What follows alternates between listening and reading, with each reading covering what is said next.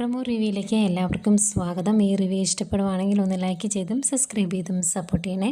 അപ്പം നവ്യയുടെ ആ അതിശയപ്പമൊക്കെ കേട്ട് കഴിയുമ്പോഴേക്കും നയനയ്ക്ക് ആകെ വിഷമമാണ്. അതുകൊണ്ട് നയന നേരെ വീട്ടിലോട്ട് പോവാം. എന്നിട്ട് കനകയോടും ഗോവിന്ദനോടുമായിട്ട് പറയുവാണ്, ഒരു മനുഷ്യൻ ചെയ്യാത്ത തെറ്റിൻ്റെ പേരിൽ കേൾക്കാത്ത പഴിയില്ല. ഇപ്പോൾ പുറത്തോട്ട് ഇറങ്ങിയിട്ടുണ്ടെങ്കിൽ ചാനലുകാരും പത്രക്കാരും ഒക്കെ ആദർശേട്ടനെ വന്ന് പൊതിയുവാണ്. ആ മനുഷ്യനൊരു സ്വൈര്യമില്ല എന്നിങ്ങനെ പറയുവാണ്.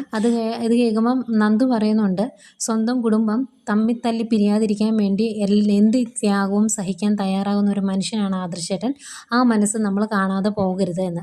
അന്നേരം ഗോവിന്ദൻ പറയുന്നുണ്ട്, ഏതായാലും അനാമിക ആ വീട് വിട്ടു പോയി. അവൾ ആ വീട് വിട്ടു പോയത് നിങ്ങളുടെ എല്ലാം, ആ കുടുംബത്തിലെ എല്ലാവരുടെയും ഭാഗ്യമാണെന്ന് കൂട്ടിയാൽ മതി, അല്ലെങ്കിൽ അവൾ ആ കുടുംബം മുടിച്ചേനെ എന്ന് പറയുവാണ്. ഏതായാലും നയനയുടെ ഈ വിഷമം എല്ലാം കാണുമ്പം കനക അനന്തപുരിയിലേക്ക് വരുന്നുണ്ട്, നവ്യയുടെ സത്യങ്ങളൊക്കെ തുറന്നു പറയാൻ വേണ്ടി. എന്നിട്ട് പയ്യെ ഇൻട്രൊഡക്ഷൻ എന്ന രീതിയിൽ പറയുവാണ്, ഇപ്പം ആദർശ് ചെയ്തു എന്ന് പറയുന്ന തെറ്റ് അഭിമോനാണ് ചെയ്തത് എങ്കിൽ മോള് നയന് പെരുമാറുന്നത് പോലെ പെരുമാറുമോ എന്ന് ചോദിക്കുവാണ്. അത് കേൾക്കുന്നതേ നവ്യയ്ക്ക് അങ്ങ് ദേഷ്യം വരുന്നുണ്ട് കേട്ടോ. ഇനിയിപ്പം ക്ലൂ കൊടുത്ത് പയ്യെ മനസ്സിന് ഒരു ബലം കൊടുത്ത് പയ്യെ പറഞ്ഞാൽ മതി എന്ന് പറഞ്ഞാൽ അത് പറയാൻ വേണ്ടി ഒരാഴ്ച എടുക്കുമോ എന്നറിയില്ല. ഏതായാലും ടെൻഷനോടെ നിൽക്കുന്ന നവ്യയെ കാണിക്കുന്നുണ്ട്.